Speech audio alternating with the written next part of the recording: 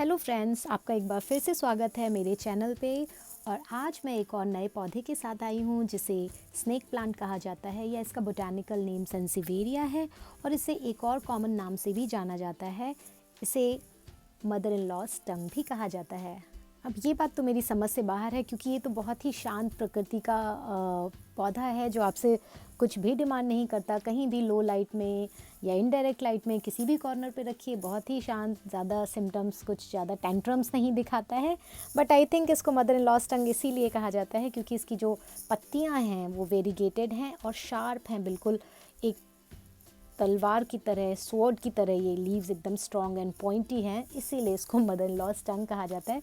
चलिए छोड़िए, अब हम इस पौधे के बारे में बात करते हैं। तो ये एक बहुत ही हार्डी, बहुत ही स्ट्रॉन्ग पौधा है जिसको कि कहा जाता है कि इसको मारा नहीं जा सकता, इम्पॉसिबल टू किल है।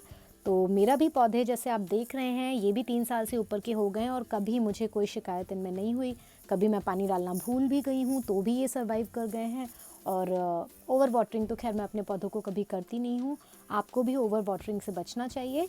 तो अब सबसे पहले बात करते हैं हम लाइट कंडीशन की। सो ये एक लो लाइट लविंग प्लांट है, तो अगर आप इसको ब्राइट लाइट में रखेंगे तो भी खुश रहेगा, डार्केस्ट कोने में रखेंगे तो भी ये खुश रहेगा, इनडायरेक्ट लाइट मिलेगी, ब्राइट लाइट मिलेगी तो भी इसके लिए अच्छा है। और अगर डायरेक्ट सनलाइट 1-2 घंटे की इसको मिल जाती है तो इसके लिए बहुत ही अच्छा है क्योंकि प्लांट की ग्रोथ के लिए थोड़ी सी सुबह की अगर धूप मिल जाए प्लांट्स को तो ये बहुत ही अच्छे से रह लेते हैं। और अगर इनमें कोई प्रॉब्लम भी हो रही है तो भी अगर सुबह की 1-2 घंटे की आप इनको धूप दिखाइए तो हो सकता है वो दूर हो जाए।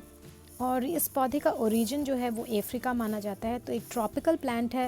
इसको एक सकुलेंट प्लांट की कैटेगरी में भी आप रख सकते हैं क्योंकि इसको बहुत ज़्यादा गर्मी से प्रॉब्लम नहीं है। लेकिन अगर बहुत ज़्यादा कोल्ड टेम्परेचर है तो हो सकता है प्लांट उतने अच्छे से ग्रो ना कर पाए या सरवाइव ना कर पाए। बट अगर आप पानी का ध्यान रखेंगे, इसे ओवर वाटरिंग नहीं करेंगे तो मुझे नहीं लगता इसको कभी कोई दिक्कत आने वाली है। अब बात करते हैं पानी की। कहा जाता है कि जल ही जीवन है। हर पौधे के लिए पानी बहुत ज़रूरी होता है, लेकिन जब हमारे पास स्नेक प्लांट घर में हो तो हमें ओवर वाटरिंग से हमेशा बचना है क्योंकि एक्सेस वाटर ही इसकी कह सकते हैं कि आपका पौधा सफ़र कर सकता है, उसको प्रॉब्लम्स आ सकती हैं अगर आपने बहुत ज़्यादा पानी दे दिया है। तो पानी के बारे में हमें हमेशा सावधान रहना है, हमें सॉइल को चेक करना है और हमें जब आप पहली बार पानी दें और उसके बाद सेकंड टाइम पानी देने जा रहे हैं उसके बीच में गैप होना चाहिए लगभग 5-6 दिन का। और एटलीस्ट जब गर्मियों का सीज़न है तो 5-6 दिन आप देख सकते हैं। सर्दियों के मौसम में इस गैप को आप बढ़ा भी सकते हैं, डिपेंड करेगा कि आप किस देश में हैं, किस शहर में हैं, वहाँ का क्लाइमेट कैसा है। तो ये चीज़ें एक बार आप अपने माइंड में रखिए। एक बार आपको समझने की ज़रूरत है कि मुझे कितने दिन पे पानी देना पड़ रहा है, तो आपको जब समझ में आ जाएगा तो आप आराम से निश्चिंत होके इसको पानी दे सकते हैं। एक बार मैं फिर से दोहराना चाहूँगी कि ओवर वाटरिंग नहीं करनी है। अंडर वाटरिंग कंडीशन में कभी आप भूल भी गए हैं पानी देना तो ये आराम से सर्वाइव कर जाएगा। लेकिन आपने अभी पानी आज दिया है और 2 दिन बाद फिर से आपने दे दिया, सॉइल पूरी तरह से सूखी नहीं है तो वो रूट रॉट का कारण बन सकती है और आपके पौधे के सर्वाइवल पे दिक्कतें आ सकती हैं। तो हमेशा ओवर वाटरिंग से बचना है प्लीज़। ज़रूरत से ज़्यादा पानी मत दीजिए। सकुलेंट फैमिली का है तो जैसे सकुलेंट्स को हमें बहुत ज़्यादा पानी नहीं देना होता, तो बस इसी बात का ध्यान रखना है। तो चलिए अब बात कर लेते हैं टेम्परेचर की। तो ट्रॉपिकल प्लांट है, जाहिर सी बात है इसको गर्म टेम्परेचर में रहना ज़्यादा पसंद है। घर का टेम्परेचर कहीं भी 15 से 30 डिग्री सेल्सियस के बीच में है तो इस पौधे के लिए बहुत ही उपयुक्त टेम्परेचर है। उससे ज़्यादा भी चलेगा, लेकिन बहुत ज़्यादा ठंडे कोल्ड क्लाइमेट में अगर घर का टेम्परेचर बहुत ठंडा है, घर में ठंड ज़्यादा है, तो फिर इस पौधे को आपको बचा के रखना है। गर्मियों के मौसम में अगर आपने बहुत ज़्यादा एसी चला रखा है तो एसी के बिल्कुल नीचे इस पौधे को नहीं रखना है। इन छोटी छोटी बातों का आपको ध्यान रखना है। जितना गर्म क्लाइमेट रहेगा ये आराम से पौधा रहेगा। चलिए अब बात कर लेते हैं पोषण की या फर्टिलाइज़र की। तो जब फर्टिलाइज़र की बात आती है फिर मैं कहूँगी कि बहुत ज़्यादा डिमांडिंग पौधा है ही नहीं। तो आप अगर चाहें तो इसको साल में एक बार किसी भी ऑर्गेनिक लिक्विड फर्टिलाइज़र से फर्टिलाइज़ कर सकते हैं। और अगर आप चाहें तो किसी भी ग्रोइंग सीज़न में एक बार स्प्रिंग में लगभग फरवरी और मार्च के बीच में और एक बार समर में मई जून के आसपास आप इसको ऑर्गेनिक लिक्विड फर्टिलाइज़र से पोषण दे सकते हैं।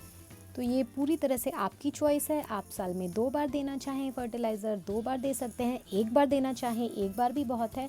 बट इस बात का ध्यान रखिए कि ऑर्गेनिक कंटेंट हो, कोई ऑर्गेनिक फर्टिलाइज़र हो, वो ज़्यादा अच्छा है। हार्श केमिकली लोडेड फर्टिलाइज़र से पौधों को नुकसान ज़्यादा हो जाता है, तो इस बात का आपको ध्यान रखना है। तो चलिए अब बात कर लेते हैं सॉइल की। सॉइल एक इम्पॉर्टेंट कंटेंट है किसी भी पौधे की ग्रोथ के लिए। तो अगर सॉइल अच्छी है तो पौधा आपका अच्छे तरीके से ग्रो करता है, और अगर उसको अपने नेचर के हिसाब से सॉइल नहीं मिली है तो पौधे की ग्रोथ में प्रॉब्लम हो सकती है। तो जहाँ तक बात है स्नेक प्लांट की, चूँकि एक tropical plant and succulent family से आता है, तो इसको वेल ड्रेनिंग पॉटिंग मिक्स पसंद है। इसका मतलब है कि पानी जब भी आप पौधे को दें तो वो तुरंत नीचे से उसके ड्रेनेज होल से निकल जाए, बहुत ज़्यादा मॉइस्चर ना होल्ड करके रखे, बहुत ज़्यादा नमी ना होल्ड करके रखे। तो अगर आप इस पौधे के लिए घर पे सॉइल बनाना चाहते हैं तो मेक श्योर उसमें आप सैंड कंटेंट बढ़ा दें। और अगर आप मार्केट से बनी बनाई सॉइल लाना चाहते हैं तो आप कोई भी कैक्टस पॉटिंग मिक्स इसके लिए ला सकते हैं, वो बहुत ही अच्छा रहेगा। जो भी पॉटिंग मिक्स सकुलेंट्स के लिए यूज़ होती है उसको अगर आप इस पौधे के लिए यूज़ करेंगे तो आपका पौधा बहुत ही खुश और हरा भरा रहेगा। और आप चाहें तो समर या स्प्रिंग के सीज़न में इसकी प्रूनिंग भी कर सकते हैं। अगर आपको दिखता है कि एजेस आपके पौधे के या लीव्स के टिप्स जो हैं वो ब्राउन हो रहे हैं, ब्राउन होने शुरू हुए हैं, तो आप उसकी कटिंग भी कर सकते हैं। और रही बात प्रोपगेट करने की, तो इस पौधे का प्रोपगेशन भी बहुत सिंपल है। इसको 2 तरह से प्रोपगेट किया जा सकता है। अगर आपको छोटे छोटे ऑफ शूट्स जिनको कहा जाता है या पब्स कहा जाता है, अगर वो आपको पौधे के साथ दिख रहे हैं कोई भी छोटे, तो आप उनको किसी भी ग्रोइंग सीज़न में स्प्रिंग या समर में आप निकाल के उनको किसी भी अच्छे गार्डनिंग टूल से आप कट करके सेपरेट एक पौधा बना सकते हैं, या पत्ती की कटिंग से भी आप नया पौधा बना सकते हैं। वो मैं अलग से कभी वीडियो शेयर करूँगी।